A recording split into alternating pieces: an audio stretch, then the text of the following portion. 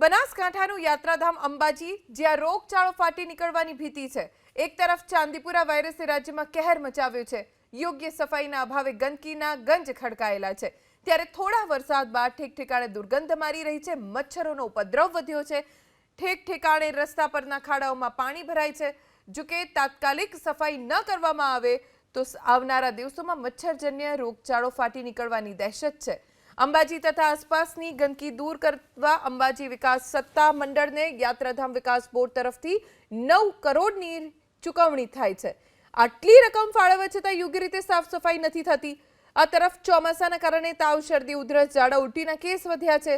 અંબાજીમાં સ્થાનિકો અને અંબાજીના દર્શને આવતા ભક્તો તાત્કાલિક ગંદકી દૂર કરવામાં આવે તેવી માંગ કરી રહ્યા છે।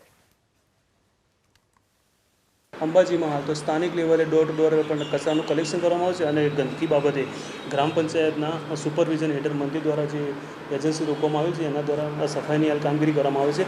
તેમજ હાલમાં આગામી ભાદરવી પૂનમ મેળાની તૈયારી બાબતે પણ ગ્રામ પંચાયત દ્વારા સ્થળ સ્થિતિનું વિઝિટ કરી અને સફાઈની કામગીરી કરવા બાબતે ઝુંબેશ હાથ ધરવામાં આવશે। ગંદકી તો અંબાજીની અંદરના ભાગમાં જે ગંદકી છે એ ખૂબ ગંદકી છે અને એ ગંદકી જો સાફ કરવામાં આવે ને એની જો પાછળ જો ખર્ચ આ જે થાય એ પણ કરવાની ખૂબ જરૂરી છે।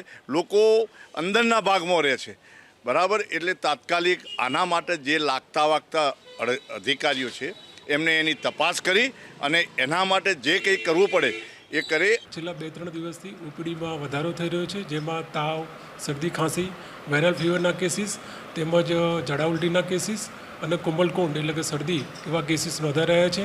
અહીંયા જે પણ દર્દી આવે તેના માટે પૂરતો દવાનો જથ્થો છે, પૂરતો સ્ટાફ અવેલેબલ છે અને પૂરતા બેડ પણ અવેલેબલ છે।